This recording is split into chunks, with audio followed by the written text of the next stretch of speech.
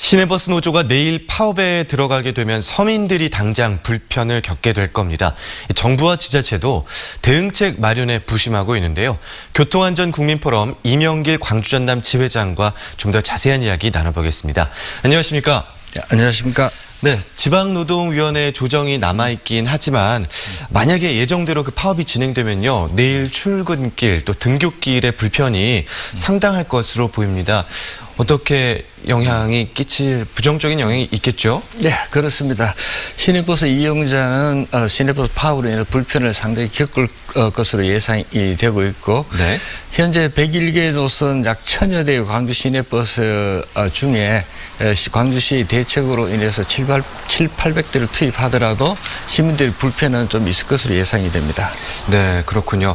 버스 노조가 파업 명분으로 내세웠던 건 그 주 52시간 근무제 로 인해서 실질적인 임금이 줄어든다라는 거지 않았습니까? 네. 실제적으로 우리 시내버스 기사분들의 임금이 얼마나 줄어드는 겁니까?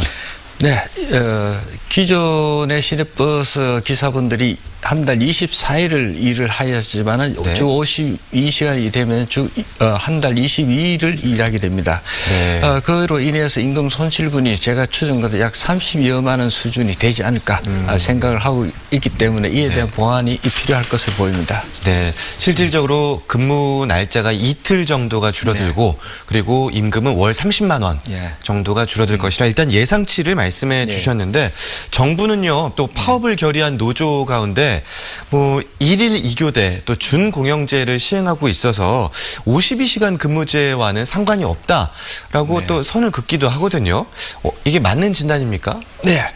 네, 이것이 완전히 100% 맞다고는 볼 수는 없고요. 대개 한 50대 50 정도로 우리 생각할 수 있습니다. 그것은 그동안에 대중교통에 대한 여러 가지 안전사고 문제가 시민들의 피해를 주기 때문에 광주시에서도 그동안 이를 개선하기 위해서 시내버스 노조 상당히 많은 협상을 하고 많은 성과가 있어서 점진적으로 임금이라든지 복지라든지 이런 것을 개선해 나가고 있는 중에 이와 같은 제도가 시행되어 있기 때문에 완전히 이 주 52시간 제도에 때문에 그렇다라고 말씀드리기는 좀 어렵습니다. 네.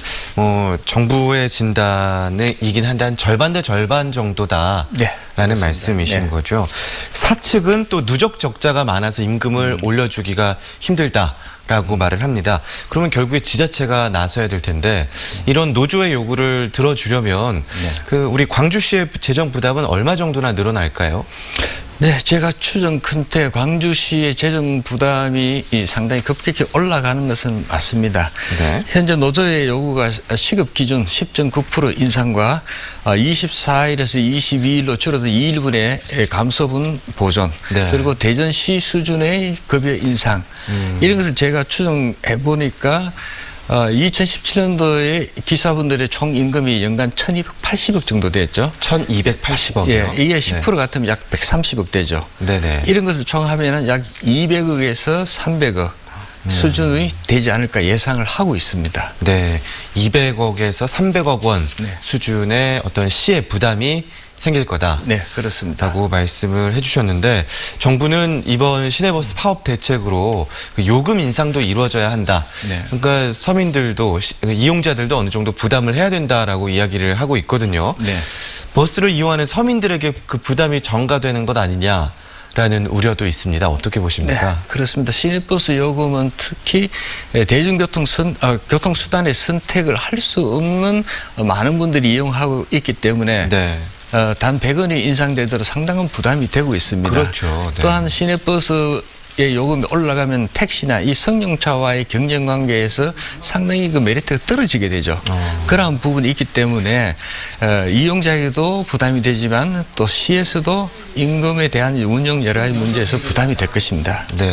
장기적으로 봐도 버스 이용도에서 봐도 그렇게 서민들에게 이용 요금이 전가되는 것이 긍정적이진 않다. 그렇죠. 라는 말씀을 해주셨는데 그러면 버스 요금을 올리는 것 외에 우리 기사분들의 요구 또 시민들의 어떤 편의상을 이렇게 충족시킬 만한 양립시킬 만한 그런 개선 방안이 없을까요? 너무 어려운 질문일까요? 어떻습니까? 아닙니다. 실제 시 또는 이제 시내버스 운영하시는 기사분 그리고 이용하는 시민들 3자의 공통점을 찾으면 되는데 이것이 단기적으로 할 수 있는 부분은 상당히 재정적 부담이 크기 때문에 점진적으로 이루어져야 되거든요. 네.